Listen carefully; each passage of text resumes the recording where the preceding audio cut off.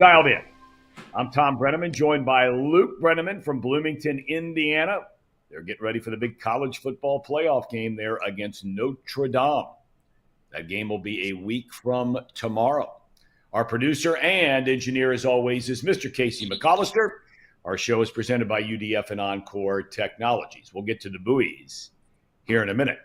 We come your way twice a week, live on Mondays at 9 on Chatterbox Sports, and we post later in the day on the Believe Network. And, of course, we come your way Thursdays, high noon Eastern time. You can find us on YouTube, the Chatterbox Sports page, and you can download us anytime, anywhere. Just search Dialed In with Tom Brenneman, and you're dialed in. Well, it's the biggest event of the winter as far as sports are concerned here in Cincinnati, the Crosstown Shootout. I've broadcast a number of these games, and they are awesome to be there. Doesn't matter whether it's at UC or whether it's at X. It's our Humble Cities version of Ohio State, Michigan, except we are man enough to allow flag planting and it not being a felony after the game. How about that story? Unbelievable. X has complete ownership of UC, and not all time, of course, because that's not even close in UC's favor. But over the last 25 years, last 24 games, Xavier is 17-7 against the once mighty and sometimes still mighty Bearcats. Will that change Saturday in Clifton? We'll talk about it. Bengals are in Nashville this weekend. Great spot for a little weekend getaway. You know, you get a little honky-tonk, get some good food, maybe see the Bengals win. Are those things possible? We know the music and the food is possible. What about the Bengals beating the Titans? College football. The playoff, as I mentioned, is still a week away. But we're going to talk today about potential second-round games and break down some of these numbers on who's going to be favored in a second-round game that might surprise you a little bit. Luke was doing some digging around about this. And really, did the overall number one seed at the end of the day, Oregon? Did Oregon get jobbed? Oregon has played 13 games this season, and they've won every one of them. They've only been challenged twice, really. They were challenged by Boise State, and they beat Ohio State by 1 at home. Outside of that, they pretty much just hammered everybody. But are they getting jobbed by having to play the winner of Ohio State against Tennessee? We'll talk about that. All right, fellas. Luke, what's on your mind, young man? Good morning to you, or good afternoon to you. Good morning, good afternoon, whatever it is. That's right. Nothing much on my mind. It's kind of a weird weekend for sports where there's so much going on right now and so much to talk about, but it's an NFL weekend, and I don't really think we've had an NFL weekend in a while. Obviously, we got to give our credit, pay our respects. We have Army-Navy on Saturday, but outside of that, college football pretty much non-existent. So when we do our pick 'em later in the show, it's going to be primary NFL. But I do think it's really cool that the Crosstown Shootout is this weekend. Both teams coming in pretty good form. At the start of the season, I think you could have argued that they were both going to come in undefeated in really good form the way they were going after the first couple weeks. But nonetheless, that game being on ESPN Plus is a complete crime because I think it's going to be a really good basketball matchup on Saturday. And I know it's not ranked on ranked, and they're both not top 10. UC's just inside the top 25. But I think this is one of the better matchups we've had in a while, and I'm looking forward to watching it outside of the paywall that I'm going to have to get through on Saturday morning. Yeah. Now, my understanding is, Casey, maybe you know this, and the guys touched on this. I was looking it up, and I couldn't find it. But I think a local station is picking up this game so the people, at least in Cincinnati, can watch the game and not have it behind a paywall. Is that right? You guys, are you familiar with the paywall? There will be a local TV station to pick up the game. You don't have to pay ESPN. Yeah, but the problem is with this is that from a national standpoint, it really is a joke, you know. And we get into this on a similar kind of thing with ACC games because the ACC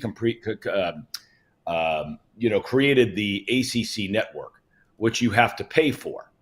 Okay. And, you know, so the ACC network is a partnership between the ACC and ESPN. I don't want to get too deep in the weeds here on this for a second, but just to give people an idea about how the way this stuff sometimes works. And you'll get people in the conference who will be livid that their game is on the ACC network instead of on the CW network, because they're thinking about their alumni from coast to coast, where, if you're living out in Los Angeles and you're a North Carolina grad, you'd be able to watch basically on free TV North Carolina play their football game or basketball game on your television. But if they're on the ACC network, you got to pay for it. Same thing here with this deal. Everybody thought when UC joined the Big 12, it was going to be this incredible deal. And in most cases, it is. But one thing that is not good about the Big 12 deal is that they're in bed with ESPN, and ESPN only has so many hours in the day to put on different basketball games. And they're not putting this game on in a spot where regular ESPN or ESPN2, and it stinks. I'm glad a local station can pick it up, but it really does stink for so many alumni that care about this game. I think this is UC's game this year. I really do. Luke, what do you think? I mean, I know you talked about the game and just touched on it briefly, but I think this is UC's year.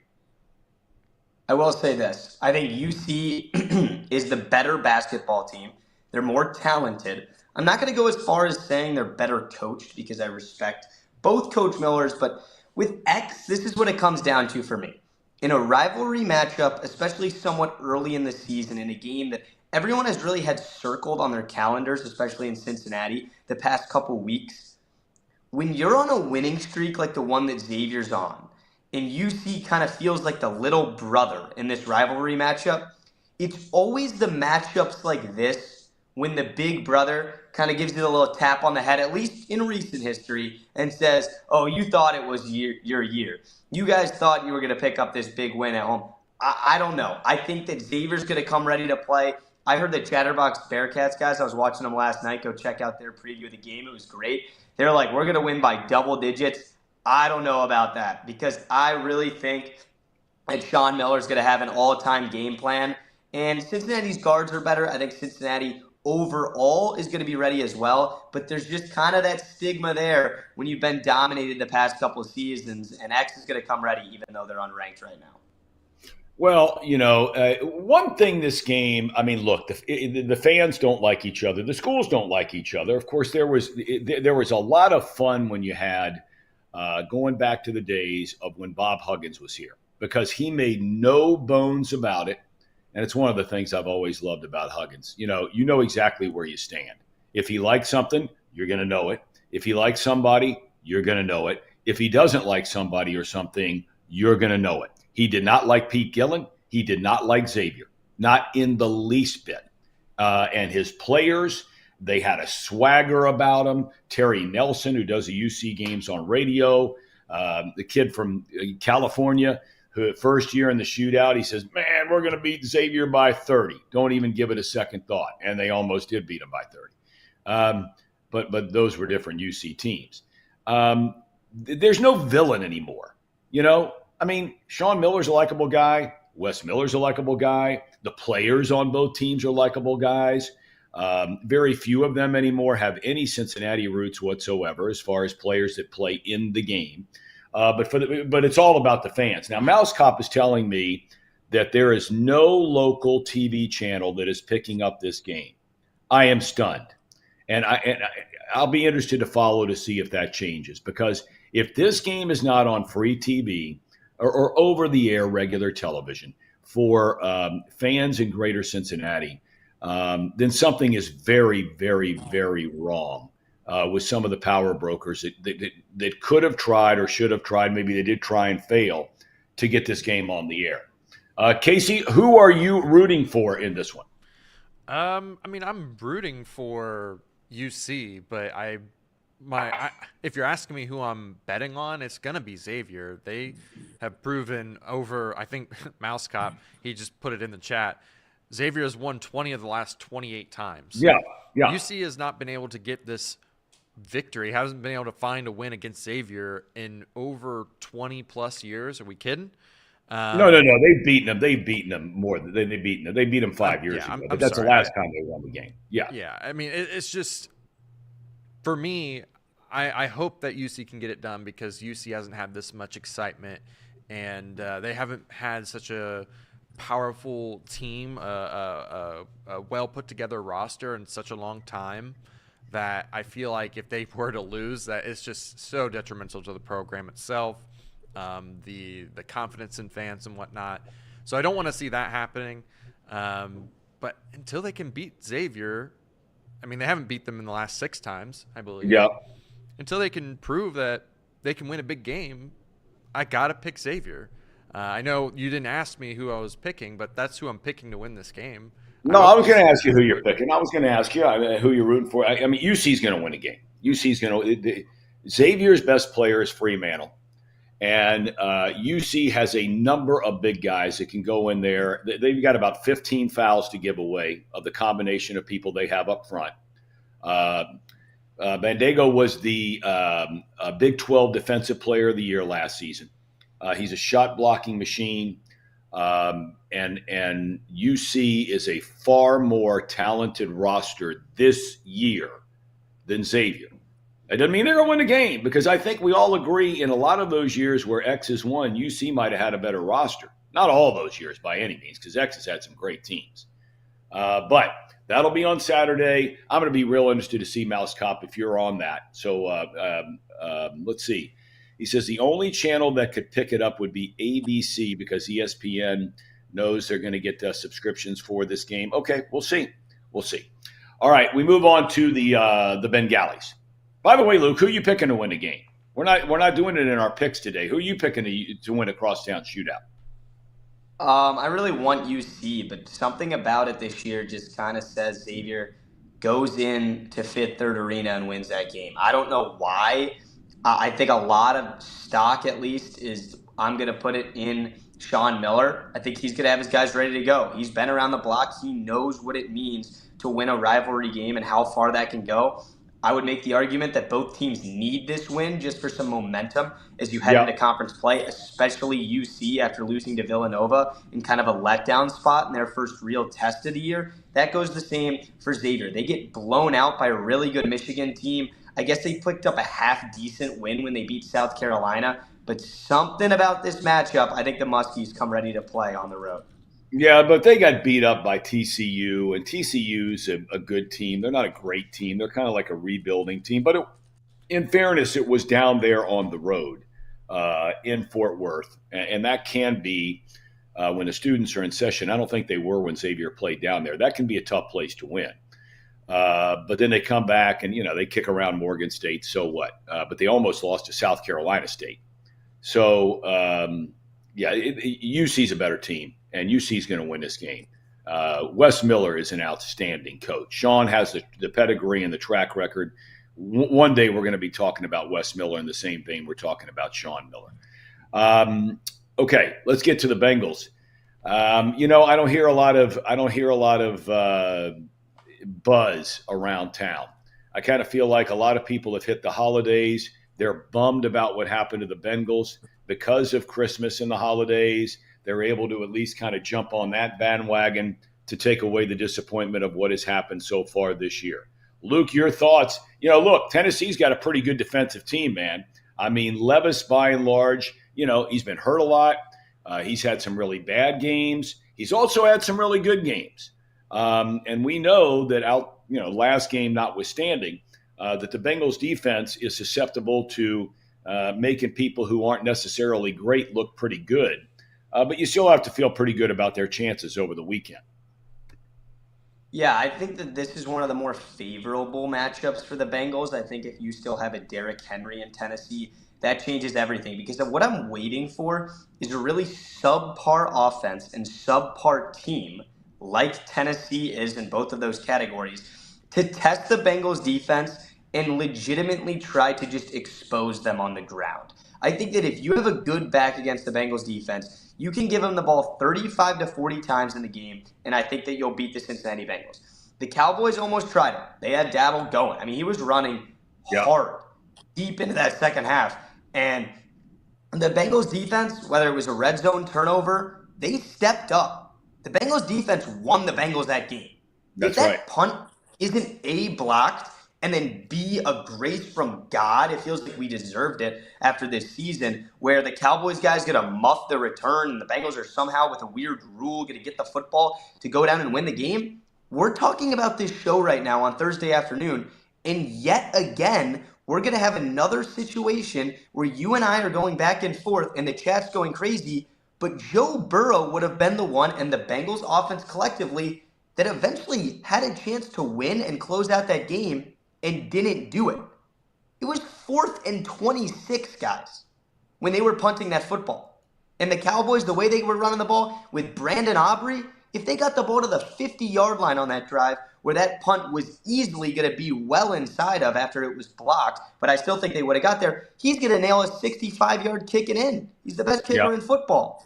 So I think we're having like a really weird mindset right now because we're technically like still alive at like a 4% chance to make the playoffs if we keep winning. So it is ironic that we're even having this conversation. But yes, in regard to the matchup with the Titans, I think finally for a change, I'm going to say this with a little less confidence than normal, it is a good matchup for the Cincinnati Bengals. I think they can get out to a good start and hold the lead, even with the lackluster defense. But the offense, hey, you guys had a rough second half in Dallas. It's time to show up and be ready to play on the road. Get a win, get in, get out, and let's go play the next couple weeks of the season and see where we go. See, when these national TV guys come in or these national pundits and they start talking about the Bengals offense, the only thing they look at is average points per game. And I'm guilty of that sometimes when I do games. Like, people in their respective cities know a lot more than the guys who are coming in from out of town. And that's just a reality of life, and one that I did for 30 plus years as a national broadcaster at Fox. If you really watch this Bengals offense so far this year, and they talked about how, the other night they're talking about what a difference when they have T. Higgins and Jamar Chase on the field at the same time. The bottom line is, in half of their games this season, they have not had both of those guys on the field at the same time because Higgins has been hurt all the time. And now there's all this talk about, Joe Burrow saying, we got to bring T back. We got to bring T back. Casey, I got to tell you, unless they plan on thinking that they can go out and outscore teams by scoring 50 points a game looking ahead to next year, because if you pay Burrow, 40 or 50 million. You pay Chase in a new contract, 30 million. You pay Higgins in a new contract, 25 million. You're up over $100 million on 3 guys on the team. And this defense needs a complete overhaul. They haven't won a shootout in a game this season. In fact, I would argue that you would find rare wins in Bengals shootouts over the last 3 or 4 years. And I don't want anybody to misunderstand me. I am not banging the offense here. They have done more than their fair share of carrying the water here. But the bottom line is they do not win shootouts. They don't. Go look at their record in one-score games over the last 3 or 4 years. They don't win shootouts. And now there are people thinking that they should bring Higgins back and chew up $100 million of their $200 and something million salary cap on the roster. Casey, are you starting to buy into this whole thing that everybody's thinking about since Burrow started talking about it last week? Yeah, I might be one of the leaders in this department, Tom, and saying that they should re-sign T. Higgins because, to be honest with you, the defense is already as bad as it can possibly get. I don't think it can get much worse. So already you're at the floor. Whatever you do this offseason, whoever you go and get is going to help improve the roster marginally on defense. And we're not asking the team to go out and get this top 10 defense. That's not what the Bengals need. They have proven throughout the seasons with Joe Burrow that they can have a middle of the pack, even sometimes below middle of the pack defense and still make it to where they want to get to.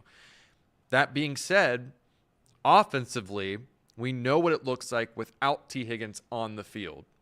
We know what it looks like. It's not a top 10 offense. It's somewhere in the middle. And yes, Joe Burrow and Jamar Chase can sometimes carry these games on their back and make it look better than what it truly is. When T. Higgins is out there, you notice the difference. Yep. You notice that Jamar Chase gets more open looks. It was easy pickings for him against Dallas. I don't think there was like one or two. There might have been one or two contested catches out of that entire game. Other than that, he was just one-on-one with guys, and he's just cooking them left and right.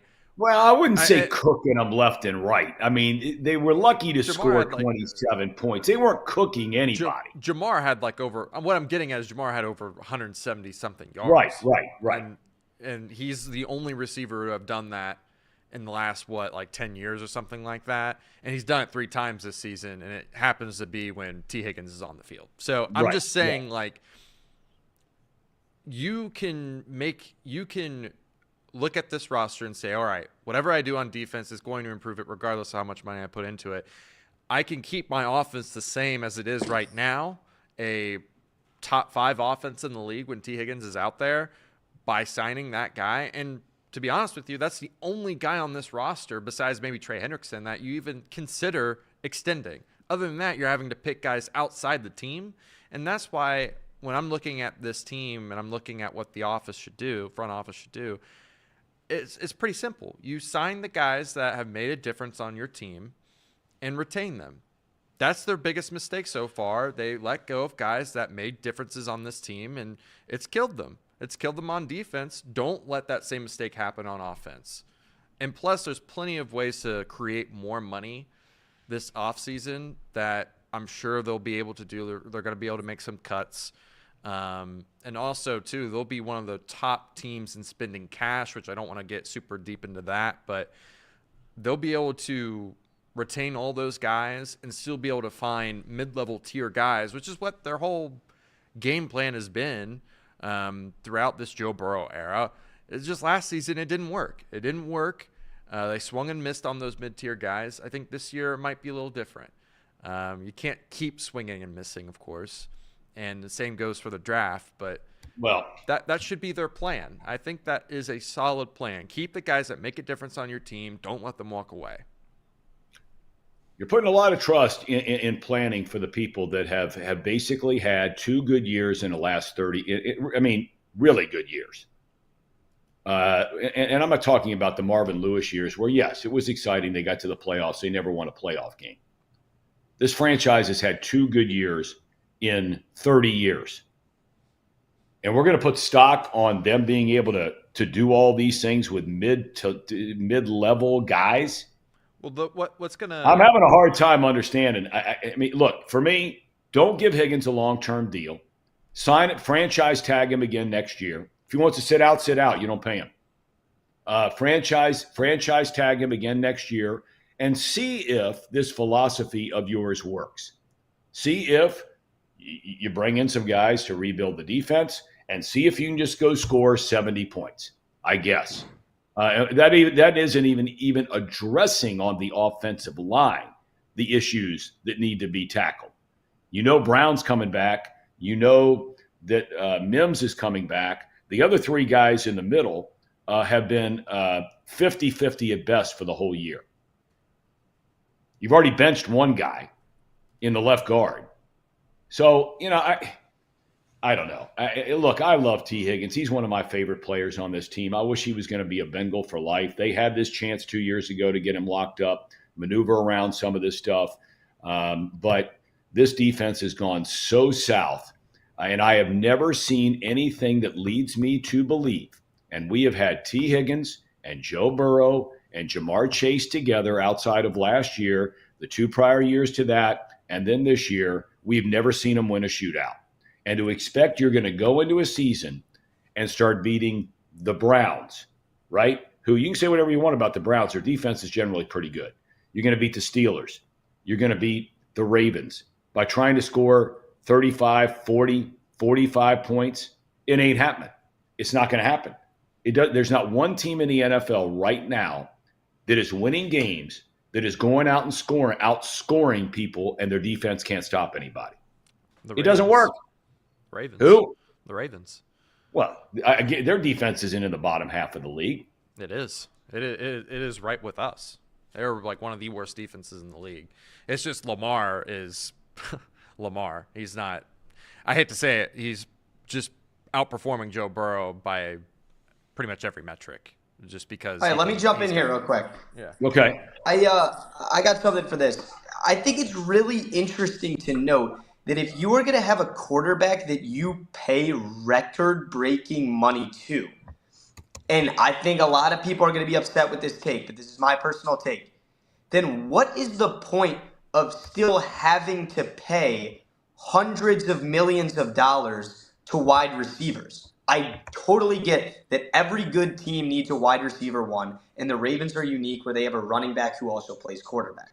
But when Tom Brady was dominating in New England, he had Edelman and then a bunch of Danny Amendolas. I mean, I think you can make the argument for the good tight end and Gronk and Travis Kelce with Mahomes, but the Chiefs didn't re-sign Tyreek Hill for this reason. They had a guy get brought up pretty much by Patrick Mahomes and Rice. Really good quarterbacks and quarterbacks that are on Hall of Fame trajectories, they uplift the offense with them. And I think we've seen that in the red zone with Yoshivas. But the fact that you're going to say the best quarterback in the NFL, because that's what you're paying him as, Joe Burrow, and that's what he's playing as, needs the best wide receiver and the best wide receiver number two, I think that it would make sense. It would be fun. But I think you're going down a narrow path in the sense of saying we are going to try and score 45 points a game to win in the National Football League that, like Dad, you mentioned, that's something that has really never been done. Let me jump in here to kind of answer that, because I think there's multiple ways to build teams to get to a championship. I've kind of put away the thought that they can model their franchises after the Chiefs and the Patriots. I think winning multiple Super Bowls in a row is just kind of out of the question. I look at what Peyton Manning did when he had two great receivers. He had this amazing running back, this awesome offense that could, put up high scoring offenses, and then they had this defense that could get turnovers. That's the model I think the Bengals should try to go to if they go this direction, right? And that might get you a Super Bowl, maybe two. And I think that's the direction that they would have to settle on going towards. The thing is, if you let T walk, you're still having to invest draft money into getting that replacement guy. So you're still kind of circling back into the spot of, well, I still got to fill in that hole too, because they swung and missed on the receiver, Jermaine Burton. Yoshi doesn't look like he's ready to take that next step as the 2, let alone the 3. I mean, we're talking about replacing the receiver 3 spot on this team. So to me, it just makes more sense to keep guys that make a difference on the team. That's really all it boils down to. Okay. All right, that's fair. Yeah. Don't let Jesse Bates walk. Don't let DJ Reader walk. Keep the guys that make a difference. Don't let T walk. Okay. And Casey, you're spot on as far as the overall ranking of the Ravens defense. They're 22nd in the league in yards allowed, but they're number 1 in the league in yards per carry on defense. So they at least have now they've been killed on the back end and against passing teams. There's no question about that. But at least they can hang their hat on something that they can do well. They're number 1 in football in opponents' rushing yards per carry, number 1. And it tells you how bad their pass defense is. But that's neither here nor there at the end of the day. The bottom line is the Bengals are going to Tennessee. This is a game they should win. I know that that it's on the road and all those kinds of things, and I'm not sure when you have a team that's 5-8 that you ever say that it's ever a game they should win. And the two coaches are very, very close personal friends. Great article, by the way, if you want to learn more about that, in The Athletic this week about the relationship between Brian Callahan and Zach Taylor. Okay, let's shift gears now to college football, Luke. And you were digging around and doing some checking about potential second round games. I know we're getting ahead of ourselves here, and we'll have next week a couple of shows, especially next Thursday, to really get into these games specifically that'll occur. One on Friday night, the game you'll be covering, by the way. Congratulations, you have a credential to work the Indiana Thank you. Notre Dame game. You'll be on a sideline. That's big time at Notre Dame Stadium. Yeah, that will probably be one of the coolest things I think I'll ever do, and we'll look back on that wherever my professional career may go. And the fact that as a sophomore in college, you cover your football team who was projected 17th out of 18 teams in the Big Ten Conference. And next thing you know, we're going to kind of play a state championship-esque. It's like North and South Indiana going against each other, obviously both in-state. I mean, how cool is that? And being the only Friday night game. And if you look at, the lineup here of games that is the first round, outside of just the SEC and Big Ten idea of clashing heads in that Tennessee-Ohio State game, I would very well make the argument that the Indiana-Notre Dame game is the best first-round game. Maybe that's just the talk around where I'm from because yeah, of bias. I think it's a talk around where you are.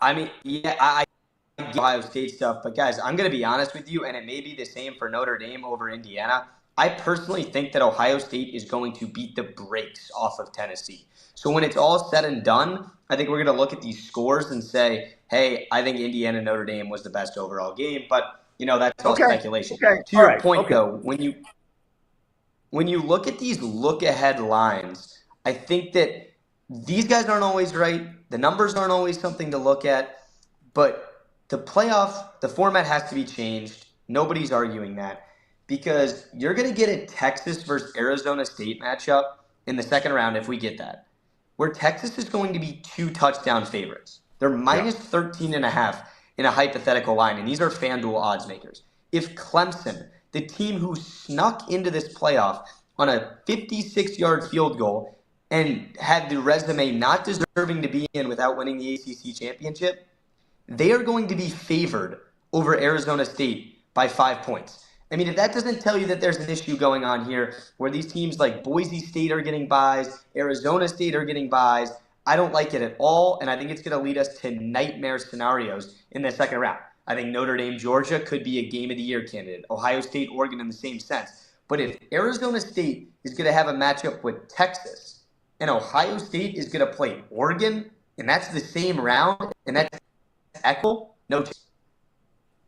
No chance. I think you're starting to go out on us a little bit. We asked the question at the beginning, did Oregon get jobbed? Oregon got jobbed on this thing. Now, look, Oregon may go on and win the national championship. They're the only undefeated team in this whole operation.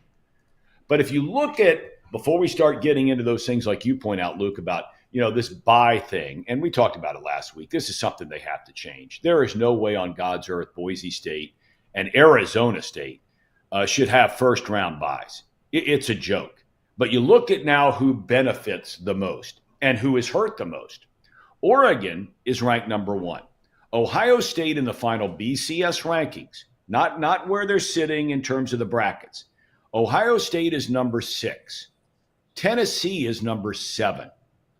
So try to liken this, if you will, to the NCAA tournament, where the number 1 seed in a region plays the winner of 8-9, just like this setup, okay?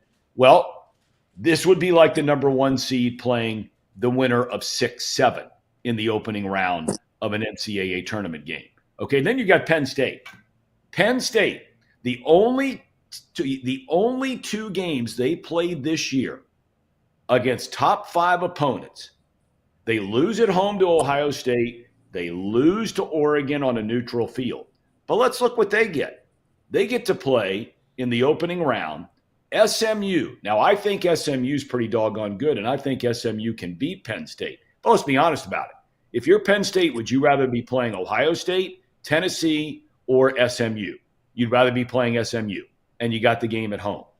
If they win that game, right, then look to the next round on who potentially then they would be playing, right? And you're sitting there and you're saying to yourself, are you kidding me? Compared to what Oregon has to play as an undefeated team, I'm really disappointed the way I would have thought they would have had this hammered out when they came out with this 12-team format, and to be able to, this is a lack of dotting I's and crossing T's.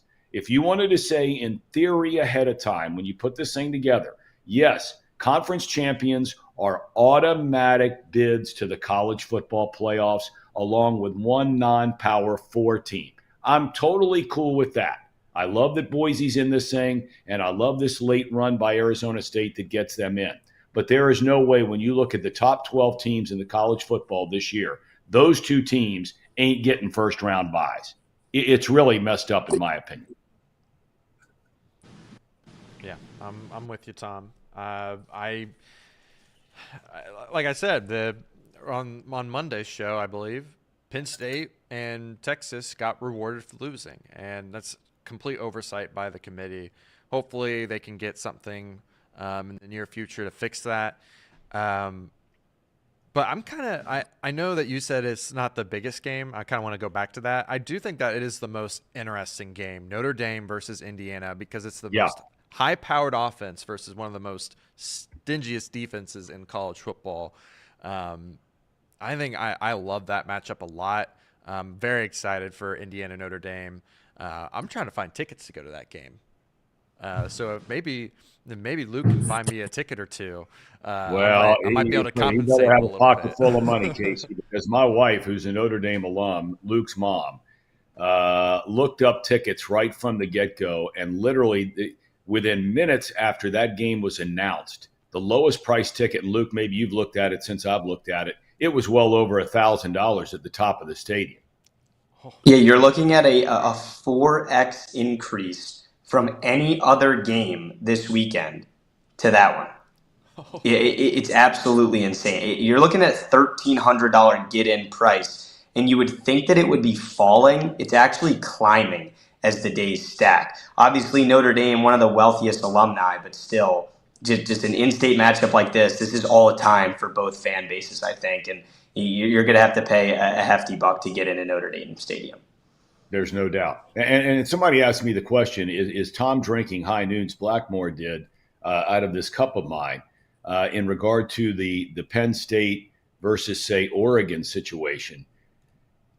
You mean to tell me if you're Penn State, the possibility where you're the third best team in your own conference, and really they're the third best team, okay, because Ohio State beat them head-to-head. They both lost 2 games, right? They're the third best team in their conference.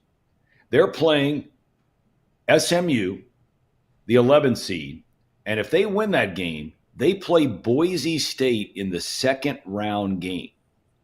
Third best team in the Big Ten. Okay? You mean to tell me you wouldn't pick that over being Ohio State, having to play Tennessee, and then play Oregon the next game? I mean, come on. All right. Anything else, Luke, on the college football playoff thing you want to get into? Because we got to get to picks. No, nothing else yet. We have 2 more shows that we can talk plenty more about that, right. Especially with the hype building up into next week. Okay. But I think SMU's got a legitimate chance to beat Penn State. I really do. I've seen SMU, and they've got a good team, man. They've got a good team. All right, go ahead, Luke. Let's get to the picks. How we looking? All right. Let's pull up the slab here of the standings. I'm still in the lead, but after winning 5 of 8 last week, Dad, you have definitely cut into the deficit. Yes. Only 2 back. Casey's still grinding down there. Casey and Jacob tandem, so we won't put all the blame on Mr. McAllister. Let's jump into it, though. This week, some college football pick'em. Just one game for the troops, fellas. It's Army v. Navy. One of the best things every single year. And typically this is like a 500 v. 500 matchup. Army's actually a ranked team and had a case to get into the college football playoff at one point. They're coming off a conference championship win over Tulane. And for good reason, they're 6.5-point favorites against Navy. I don't know much about either team. Army has the way better record. But for something in a game like this that's always typically low scoring, gritty, these guys will literally die out there to win this game. It just means everything. If you think Michigan and Ohio State's a big rivalry, everyone overlooks Army v. Navy because it's the same team and they're playing against each other in just the most competitive fashion. I'm going to take 6.5 points if I can get it. I have no idea what I'm talking about, so don't tail this pick, but I'm going to take 6.5 points in a game where both of these teams line up and say, let's go, because there is really no clear-cut advantage in an Army-Navy game. Yeah, Luke, Casey? I'm kind of in the same boat. I will also take the 6.5 points. I will say the last time they played each other last year, I believe Army won 17-11. So 6.5 is right there. That'll work, Casey. That'll work. Yeah, it'll work for us. So yeah, I'm gonna take Navy. This is always a gritty game, and if you guys don't know already, take the under. It always hits in this game at an unbelievable clip. So that's the real Oh, you're going over, huh, Jacob? Oh, well. Oh, well, maybe I had it backwards. Anyways, Tom? All right, I'm going with Navy only because Luke has a cousin. I have a niece that's in the Naval Academy in her second year there. So for Grace Cook, I'm going with the midshipmen. Here we go. Luke, what's next? All right, let's jump into the NFL. Thank God. It's a really good week in the NFL because we're not getting college football. Let's start in the AFC here. The Dolphins are still fighting for playoff life. They absolutely still have it. They've shown glimpses of being really good. But in the McDaniels Tua Tagovailoa era, it's can you win the big one? They've really never won the huge one, but I think they can get themselves in playoff contention here if they can pick up a road win against kind of an up and down, I would say, struggling Texans team compared to what we saw in the opening weeks from C.J. Stroud and company. The spread is 3. I'll sit back on this one. Dad, you go first to kick us off in the NFL. All right, well, I'm going to take the Texans. I mean, they've been a disappointment this year, but we said at the beginning of the year it was going to be a different kind of year for them because they were playing a first-place schedule after coming out of nowhere behind Stroud and winning the division last year. So it has been a different year. But I never trust, in any form or fashion, I never trust the Miami Dolphins in a big game. They ain't got it. They can't win the big one. Go ahead, Casey. They have been, them being the Texans, have been riddled with injuries this whole season, and it's really hurt them a lot. They lose Jalen Petrie. That's a big blow to their secondary, and in a game where I think that this could be a air it out type of game, especially with Tua and Tyreek Hill and Waddle. That doesn't spell a good situation for the Texans. So I'm going to take Miami as they're kind of resurging a little bit here, +3. I'll take it. I'll take them by a field goal. Okay. I'm kind of with Casey on this one. I've been high on the Dolphins all year. I just think they have such a high ceiling when they're healthy and can play together. In a dome environment, they got embarrassed at Lambeau because they're awful in the cold. There's no denying that. I think this game plays into the Dolphins' favor. They need this game a lot more than Houston does. Like Casey said, Houston's been all beat up. This is the one that Miami's had circled for the last 2 weeks. They want this one bad. I'll take 3 with them. I mean, if they could cover 3 against Buffalo a couple weeks ago, that game was also on the road, then I think they can cover 3 on the road in Houston. Okay. All right. All right. Next game we'll look at. We're going to do the Bengals game. The spread's 5. I'm going to take the Bengals. I never fade the Bengals. They had a miracle cover last week. No one was really talking about that. I mean, the fact that A, they scored a touchdown in that situation, B, Jamar Chase doesn't slide and wait for the field goal, and C, they even had the freaking football to begin with. Why not ride it? I mean, maybe the Bengals weren't supposed to cover last week, hypothetically, and now this is their week where they cover. Give me the B. Sure. Why not? Okay. All right. Casey? Yeah, I'm never fading the Bengals either. Never. I will wear my orange-colored glasses the rest of the season, regardless of what I want them to do or how they will do. So, yeah, I'll take the Bengals -5. Okay. All right. Me too. I'm taking the Bengals without a doubt. All right, hell of a game here. I think this could be game of the year candidate. It's going to be the Bills and the Lions. This one is in Detroit. And there's the argument right now with the Lions. I saw a Bleacher Report article, and they were giving one sentence to every single team in the NFL. And the sentence for the Lions was best record in the NFL, but not even the best team in the NFC. Really interesting. And I think a lot of people are still kind of dating back to that weird win that they had against Chicago. There's no denying that the Lions have looked more vulnerable as of late than they did kind of at the midpoint start of the season when they were literally beating teams by 30 and scoring on every single drive, trying to set up their offensive tackles with hook and ladder touchdowns. But this is really going to be the game because I think this is the 2 best Super Bowl contenders in an AFC-NFC cross-conference matchup. It's kind of a flip of the coin. I have the Bills on the dock where we keep our records, and Casey has the Bills graphic ready for me. It's up right there. Guys, I really am leaning the Lions in my heart, but I'm going to stick with my gut. Casey. Turn it back to the Buffalo Bills. I'm going to go with Buffalo in this one. It's an ugly pick. It's a weird pick because you're not even getting 3 points on the road. But Josh Allen, he comes to play in big games, and he's ready to put his shoulder on the line to pick up a big first down, and I think that's going to be the difference late into this one. Okay. All right. Casey? Yeah, I am going the opposite way. I think that the Bills got a little taste of the Bengals medicine against the Rams, and I think that's going to show its ugly head against this Lions team as well. I think that when it comes down to it, I don't trust the Bills defense whatsoever. It's going to be a high-scoring game, back and forth. And in all honesty, I think the Lions just have a little bit of magic this year. I think they're going to get one or two more plays, and that'll be the end of it. So I'm taking Lions. Tom? I like the way you said that. I just think they got something going on. Now, look, I think you can make an argument that the Bills have something going on. I mean, they've already beaten the Chiefs. Maybe this is their year to get to the Super Bowl. But playing in the Motor City, that place is going to be absolutely rocking. And I've not seen any evidence again yet that Josh Allen can go on the road in a big game and win. When he does it, and he's going to do it sooner or later, it might be this weekend. But he hasn't done it yet, and until he does it, I'm taking the Lions at home. All right, next matchup here, Steelers and Eagles. This one's in Philly. Maybe to the surprise of some people with how good the Steelers have been consistently this year, the Eagles are as large as 5-point favorites. I'm going to take the Eagles here. I think the Eagles are that good, guys. I would make the argument that I know I have like that pick of the week that I do gambling via the spread for the chat, and it's hit at an unreal clip, way higher compared to my season-long average, which is still over 50%. Here's a cheeky bet for you guys that like to dig into prop bets and futures.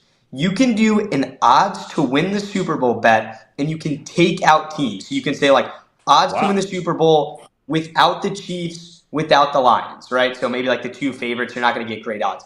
I would make the bet that if you can do odds to win the Super Bowl without the Lions and Bills, the Eagles are really close to even money in that bet, and I love that. Because I think the Eagles have a chance to win the Super Bowl on their own. They've proven that. They've shown that. But this is a team that's getting better every single week because they're still all coming together. This is a first-year offense with Saquon Barkley, and he has a chance to win Offensive Player of the Year. They're not done yet. Their playbook is still being kind of formulated, created every week with the weapons they have on the outside as well. A.J. Brown hasn't been 100% all year. I like the Eagles on Sunday, and I like them going all the way into the new year in the postseason.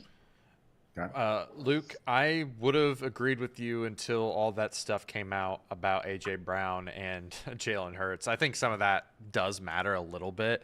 I'm going to pick them here because I think they are the better team. I think that defense is just phenomenal. They have two great rookie corners. That offense, explosive with Saquon. It's all you could ask for, really, as a football fan. I mean, they got everything top to bottom. I'll take the Eagles just because they're the better team, but I don't know if I could take them to win a Super Bowl. I'll tell you what, I thank God that in this town, and we were talking earlier about Jamar and T. Higgins, that neither one of those guys are divas. And you can say, well, what about Jace? He held out. Hey, you know what? When he held out, he came to practice every day. He showed up every single day when he was holding in rather than holding out. He's never been a diva. He's not a diva. A.J. Brown's a diva and always has been. Stephon Diggs, diva. Those guys are always making noise when they're not getting the ball. Just go play, okay? Their team has ripped off 8 straight wins. Right now, they're the hottest team in football, and right now they look like the best team in football. They're gonna drill the Steelers in Philadelphia this week. I'm glad we're all on the same page there. That leads us into a great Sunday Night Football matchup inside of the NFC. The Packers red hot. People have them kind of coming out of nowhere to win the entire division. They're a Super Bowl contender.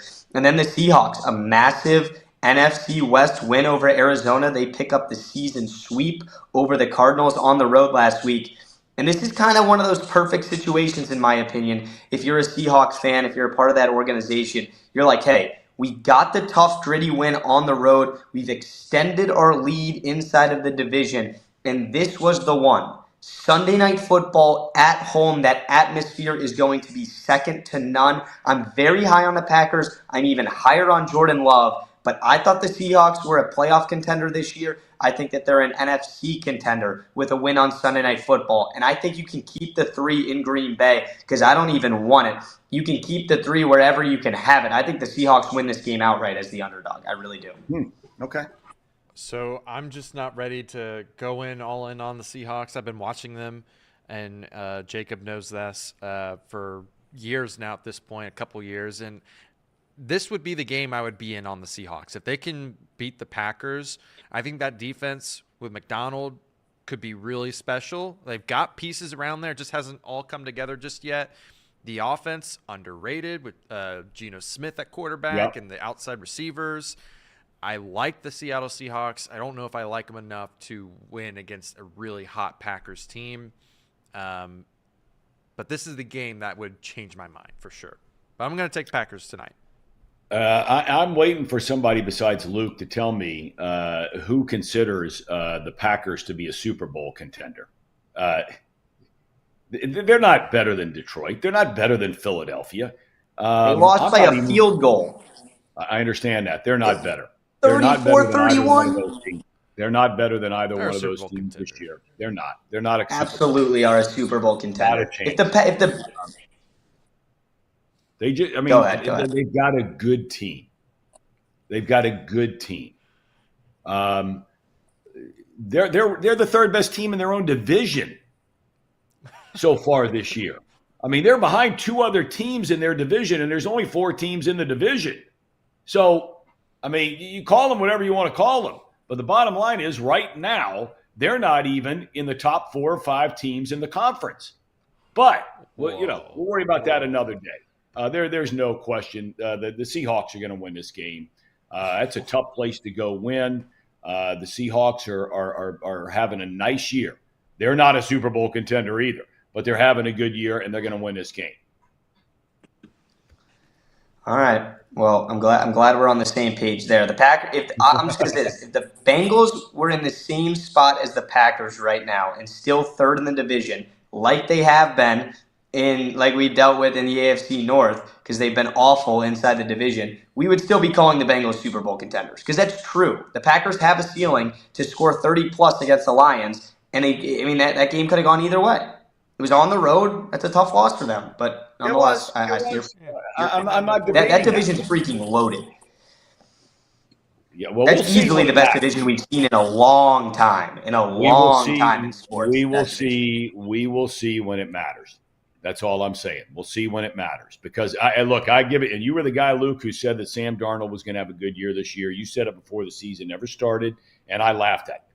So I give it up to you. You were spot on that deal. But let's just see what happens when it matters.